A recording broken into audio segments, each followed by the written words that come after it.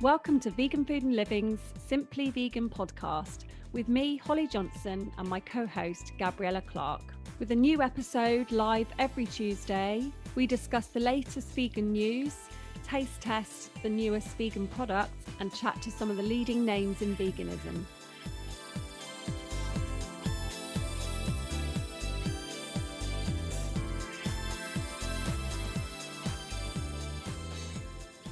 Hi everyone, thanks for tuning in again. Welcome to episode 10 of series 3 of the Simply Vegan podcast. How are you this week, Gabriella? What have you been up to?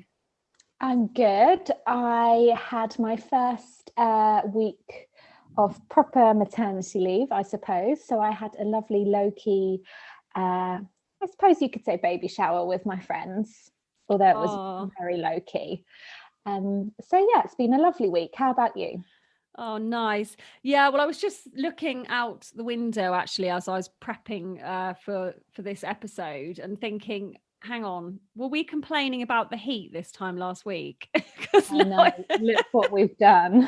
It's all our fault. Now it's raining, grey, drizzly, and I even actually thought about putting the heating on, but I stopped myself because obviously that would be terrible for the environment, and just put a pair of fluffy socks on instead. But pretty depressing for the middle of June.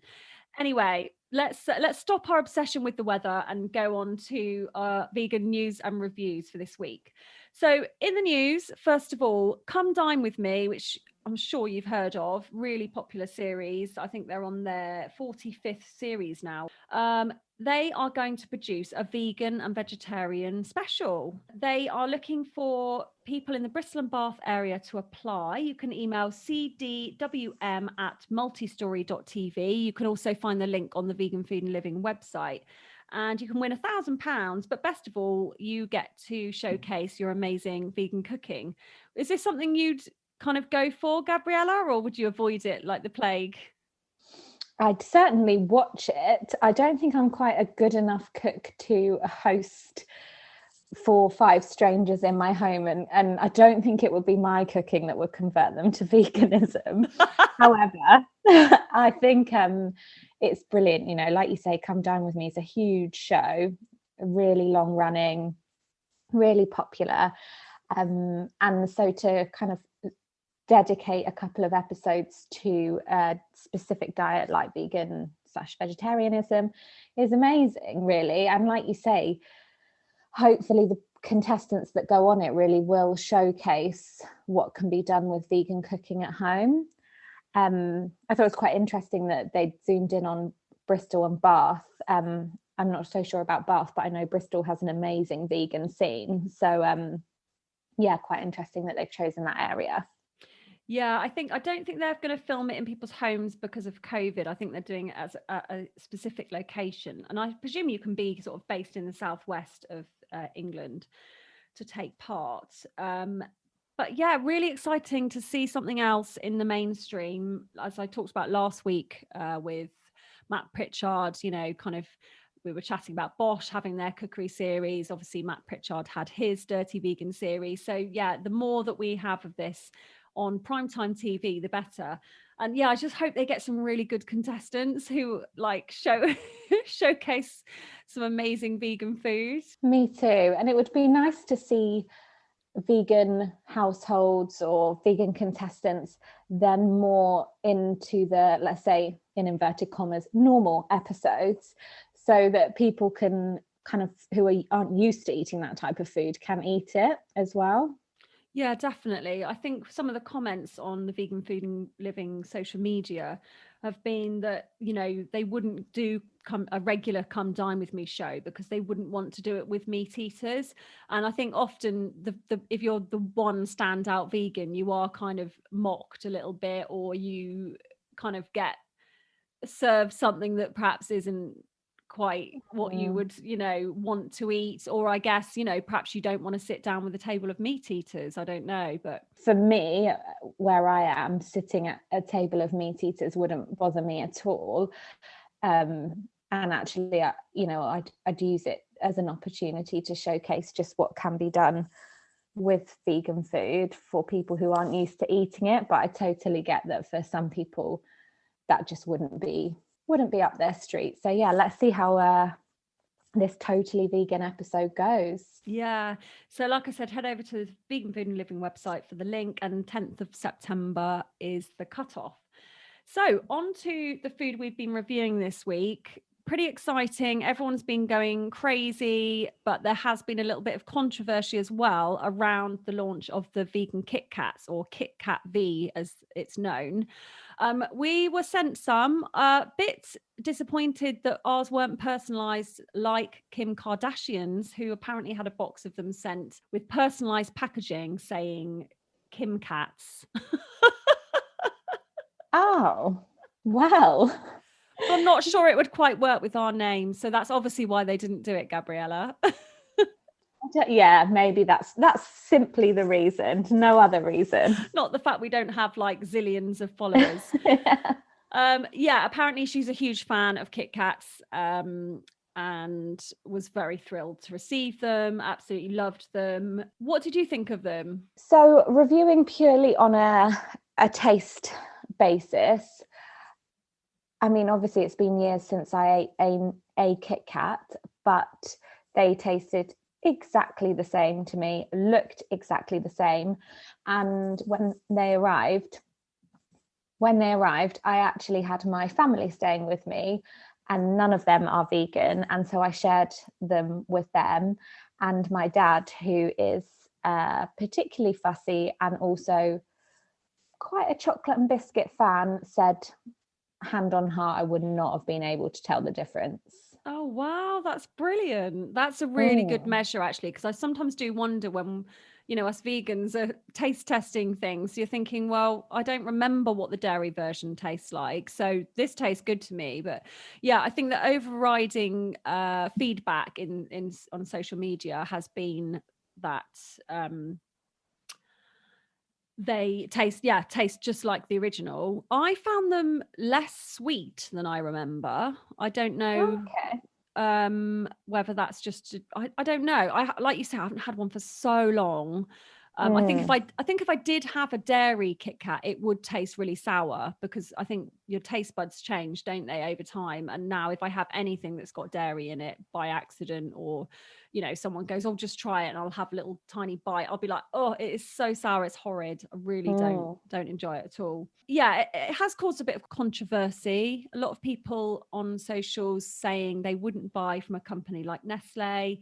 And again, it raises a debate, doesn't it, about whether we should, as vegans, be buying from these big multinational companies who do obviously, produce an awful lot of products with dairy in. So, is our money going to support animal cruelty through buying from a company like Nestle? It's a tricky one. I think it's definitely part of a bigger and really interesting discussion. I do think as a vegan, you are in general a more compassionate consumer, just because you're choosing, not to eat meat and dairy and fish. So by nature, that does make you more aware of not just what you're buying, but who you're buying from. And I suppose really it's up to you and where you're at in your vegan journey, the extent to which you look into that, I suppose. Yeah, I think there's a place for these products, and I think that by supporting them, we are showing that the demand is there. Who knows, if it does well, then obviously they might look to expand some of their other ranges down the dairy-free route. I think it's an individual choice, and we shouldn't kind of bash other vegans for eating these things. Like you say, everyone's on a different journey, everyone's at a different point in their journey, and keep an open mind, I think. Yeah, I can totally see why it leaves people conflicted, and actually it leaves me conflicted as well, because you are querying what the right decision is and where you should spend your money. But like you say, at the same time, for some people, just having the option there that's convenient is better than choosing to eat the meat and dairy options. So yeah, it's a big topic. So the other product that I reviewed because it's been a bit hard to hunt down, hasn't it? The Dr Oetker Margarita Pomodori. I found it really hard to find. You haven't managed to find it yet, have you? No, my hunt continues, but I still have not been able to locate one. Yeah, it's really frustrating. So it's available in Tesco and Asda. I couldn't find it in my local Tesco, which is a fairly large store. It's £2.50 in Tesco. I travelled to a large Asda store and they had it in there, but it was £3. And the RRP is actually £3.69. So there seems to be quite a variation in price going on. It's certified by the Vegan Society, as is the KitKat, actually. It's worth mentioning. It's kind of the signature thin, crispy crust, tomato sauce, grated dairy-free cheese, sun-dried and cherry tomatoes with a little bit of like basil pesto. I did really enjoy it, but it's so thin, this pizza. You kind of feel like, I don't think I'd pay £3.69 for it, put it that way. It's really Okay. it's really nice. It's not luxury. It's kind of your, cheap and cheerful, maybe Monday night pizza when you've got no food in and you just kind of grab it from the freezer. So it's a great option in terms of that. And it does taste really nice. The pesto and the sun-dried tomatoes is a really nice touch. But yeah, I just felt, I mean, obviously I it was £3 in Asda. I felt maybe that was a little bit overpriced for sort of how thin the pizza is. But still, really good to see it. Good to see the options, and hopefully they do become more widely available, because I have to say I struggle to find a vegan pizza option. Interestingly, when I was on the hunt, there was lots and lots and lots of gluten-free options in the frozen pizza aisles, unless really 1-2 that were vegan options. I think I've mentioned before, I still don't have a go-to cook at home good vegan pizza, so I'll definitely try and hunt down this one, but maybe the search continues. Yeah. Well, to finish off today, we had a reader question in about vegan butter and margarine, which is really interesting, actually, because a lot of my friends who are sort of slowly going plant-based or even making the jump to veganism have been, asking, what butter do you use? What margarine do you use? Is this actually healthy? Surely real dairy butter is healthier. Again, a bit of a topical debate. So what do you use? Do you use like a spread or anything? We do. I have to say, one of my favorite foods in the entire world is bread. So having a butter alternative is a necessity. We flipped between Vitalite's dairy-free spread and I hope I'm pronouncing this right, Naturally. Yeah, I struggle to pronounce that as well, but yeah, it's Naturli, and that one's available in Sainsbury's and Waitrose. It's about £1.99. So Flora's another obviously really popular one, and they recently turned their whole range plant-based, but then apparently had complaints from the dairy lovers. So their Flora Original and Flora Light are dairy-free and approved by the UK Vegan Society, but the Flora Buttery is not vegan. If you're just transitioning and you're looking for a good alternative, then these products are great. Are they healthy? Well, I definitely wouldn't say butter. Dairy butter is healthy. It's very high in saturated fats. You've got animal hormones and all sorts of things going in there. So it's not like having a vegan alternative is less healthy than the dairy. It's just whether, these spreads, a lot of these spreads anyway, are, they are highly processed oils. I did a vegan cookery course with Naomi Devlin at River Cottage. Okay. And she's a nutritionist and big on kind of gut health and gluten-free and things like that. And she was kind of stressing how she would never go near a kind of a spread, like a margarine type thing, and to avoid them at all costs. So that her voice kind of rings in my head every time I kind of, come across I don't know, my mum did a load of sandwiches yesterday for Father's Day and I'm like, oh no. But Naturally is pretty good. It's all organic, and it's rapeseed oil, water, organic coconut oil, shea butter oil, almond butter, and then some salt and a kind of natural flavorings like organic carrot juice and organic lemon juice. So I think if you're coming from the health angle, naturally is actually a really good one to go for. Definitely. And I do think between the two, Vitalite and naturally definitely has the better flavour. The only thing that slightly puts me off buying that one is I find the one in the box rather than the block, if you have it out of the fridge for a really short amount of time, like the time it takes to make and eat a sandwich, it's almost entirely melted. Oh, right. It kind of separates very, very quickly. So the block is definitely better. Yeah, we have the block and keep it kind of in a butter dish on the side. I'm a bit weird, actually. We went camping a few years ago and forgot to take any butter. And of course, when you're camping, you are really limited, aren't you, on what you have. And you end up, you're not going to be like eating the healthiest you've ever eaten when you're camping. It's a little bit like survival, isn't it? Survival mode. So, yeah. And especially with kids, So we didn't, for some reason, I didn't take any margarine or anything like that, but I'd taken coconut oil. So we had some made some toast over the the grill, and had coconut oil and Marmite on it. And since then, if I do kind of want a spread, I just use coconut oil. And it does sound weird, Marmite, because you'd think, oh, well, maybe that would go okay with jam, because coconut lends itself to maybe a flavour. Yeah, but actually it goes with savoury as well. So I tend to either use a little bit of coconut oil or avocado. I just kind of use that as a spread. But yeah, there's loads of options, and I think just try things, just give them a go. And and the naturally block is probably the closest, I say, to butter in terms of taste.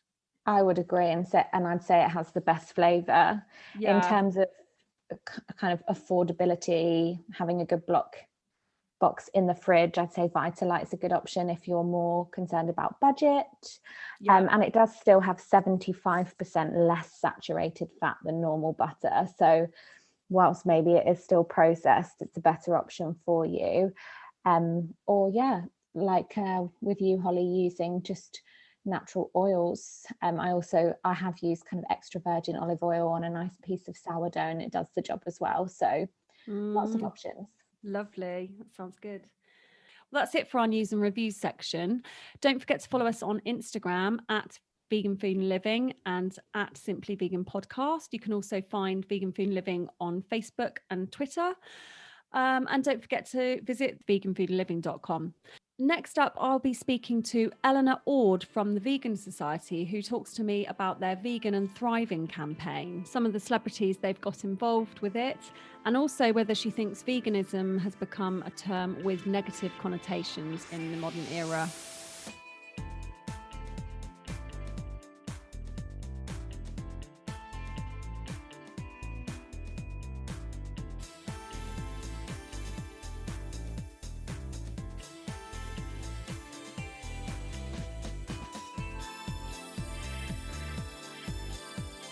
Hi, Eleanor. Thank you so much for joining me today. It's great to speak to you.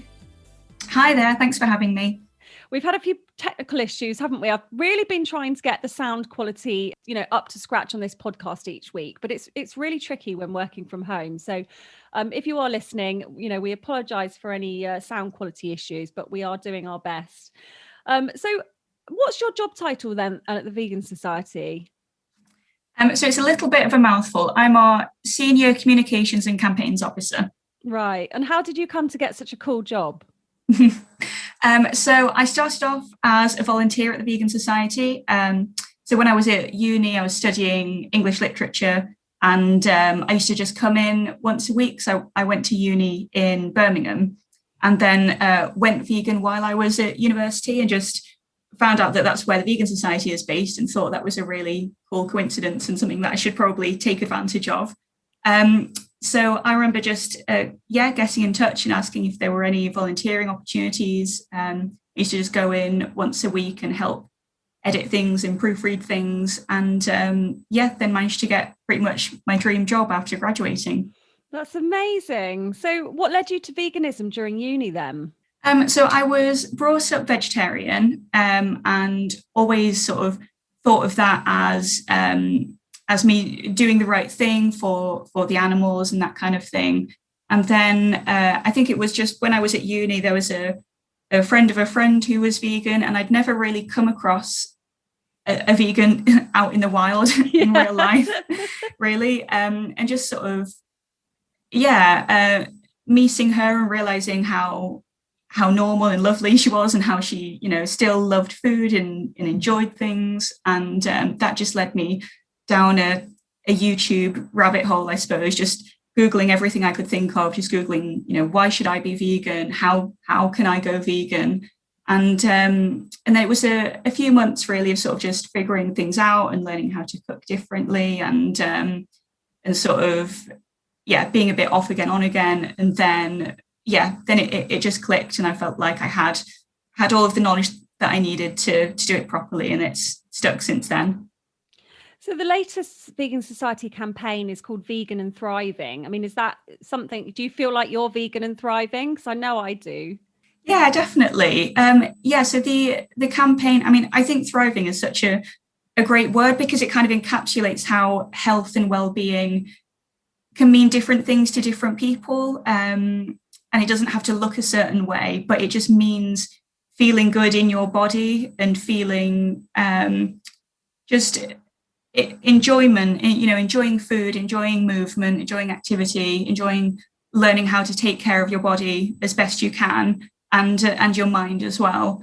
And that's entirely what the campaign's about. It's all about teaching people that you can get everything you need to feel great on a vegan diet, and making sure that people have the tools to understand nutritionally what they need to feel their best, and trying to make it as accessible and practical as possible for everyone. So you've got dietitians involved, haven't you? Tell us about that. Yeah, that's right. So that's something that's really important to us at the Vegan Society, is always to make sure that information that we put out about something as important as nutrition is from the experts, really, is scientifically proven and reliable. And so we have a dietitian team at the Vegan Society. We've got a couple of dietitians who look at all of the recipes that we produce and make sure that they are up to scratch and giving people what they need, and all of the information that we put out, they make sure that it's really accessible, like I say, and giving people all of the right information about different nutrients and different stages of life, and how to feel your best throughout all of that. And so dietitians have been involved in recipe creation. We've got some fantastic recipes that we've created this year, and we've filmed recipe videos to accompany them. And all of the recipes contain multiple portions of your 5 a day, and they're low in fat and sugar and high in protein. And but sort of more importantly than that, they're really creative and exciting and easy to make. And I think people are going to love getting into the kitchen and trying them out. And we've also put together some videos where we've worked with dietitians to put together some really bite-sized, useful, practical information for people. And all of these resources are on our website at vegansociety.com/thriving. One of your dietitians is Heather Russell, isn't it? I spoke to her back in, I think it was series 1 or series 2, and she's great. That's right, yeah. Nutrition can be extremely confusing, and I feel like sometimes the more you read about nutrition, the more you kind of go, oh God, I need this and I need that, and I'm not getting this, and it can become a bit overwhelming. What tips would you give to someone who's fairly new to veganism, or even just trying to eat a little bit healthier as a vegan? Yeah, that's a great question. I think you're completely right. It can be such a minefield, and you can feel like you're bombarded with different information saying completely contrary things from every side. So I'd say find a source that is really reliable, like we've tried to put together and like we do at the Vegan Society, and take things step by step, I suppose. So you don't need to you don't need to go out and buy a textbook about nutrition and devour the whole thing, but it's about finding sources that break it down for you and make it as simple as possible. And also just to listen to your body and know what makes you feel good. So we instinctively know that we feel good when we drink lots of water and get enough sleep. And I think the same is true about if you're starting to eat slightly differently. If you like, I think a lot of the time when people go vegan, if it's a sort of an overnight transition, they can feel a little bit like I think it's just a much higher quantity of fiber that you suddenly have in your diet. And so that can make you feel a little bit not your best. So drinking lots of water through that process, and also, just kind of, taking it step by step, like I say, is probably the best thing to do. Yeah, I did it overnight, and I must say I did have some of those effects on my body where I was, a bit of bloating and winds and things like that. And it was kind of like, oh my goodness, what's happening to me? For anyone experiencing that and worried about it, it does go away. Your body does adjust. And like you say, it's just all that fiber and kind of goodness. It's going, whoa, what's happening?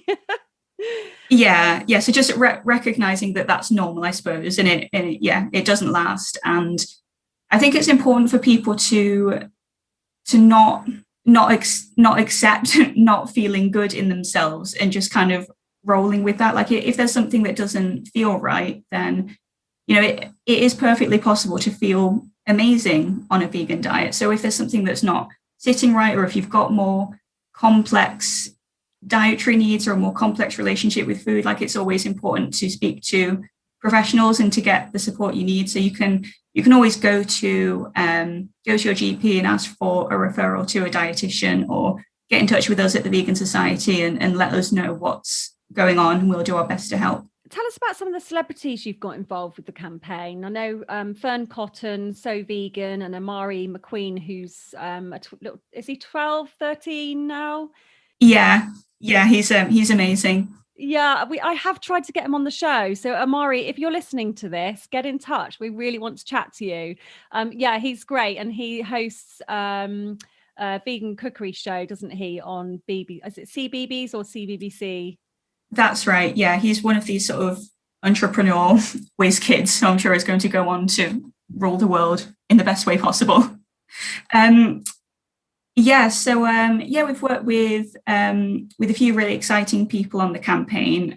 So on the recipes side, we've got some amazing recipes from Fern Cotton, like you say, also from Roxy and Ben at So Vegan, and from Amari.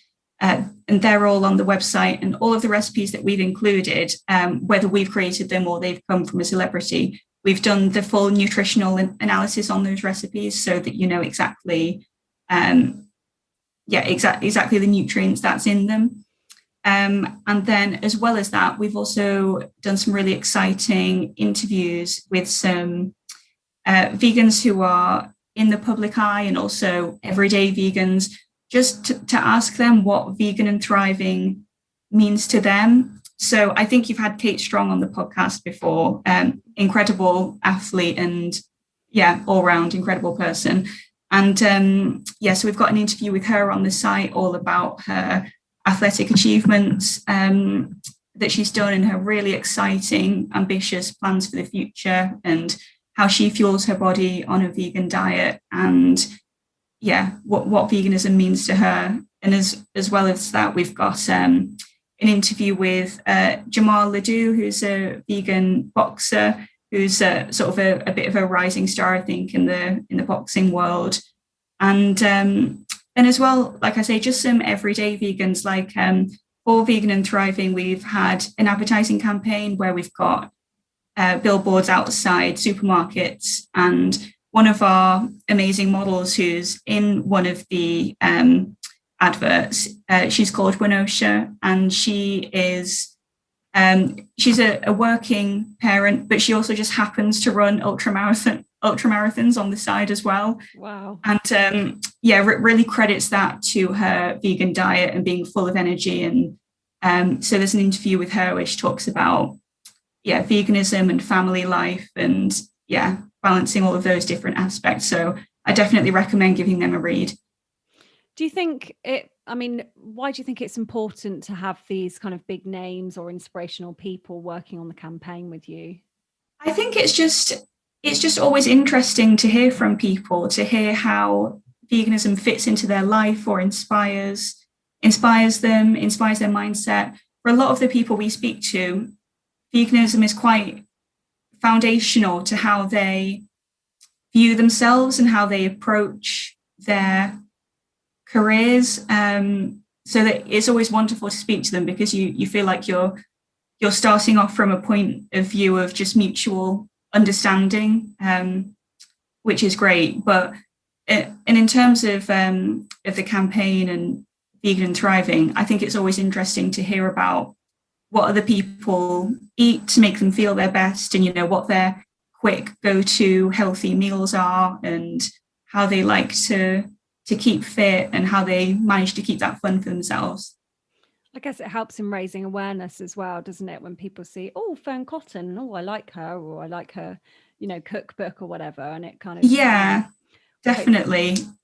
And it's important as well to try and have, include representation within that of people from different backgrounds in different walks of life. And I'm really glad that we've managed to include people from, different ages, different races, different genders. Yeah, definitely. I'm guessing the Vegan Society's had to sort of reinvent itself a few times, because it was actually formed in the 1940s, wasn't it? So we're going back a long time. It was 1944 when the organisation was founded, and that's when the word vegan was created as well, which is quite cool. And I always think it's so interesting to think that it was founded during wartime, so during rations. And I think it's amazing how people manage to make veganism work when, with that as the background. Yeah, it's hard to believe, isn't it? You would have thought that would be the sort of the least of their worries, but it was kind of the start and end of vegetarian, wasn't it? The word vegan, that's how it was formed. Was it Donald Watson, I believe? And a few friends of his were, I think, a breakaway from the Vegetarian Society, where they just wanted to take the next logical step, really. Yeah, it's fascinating.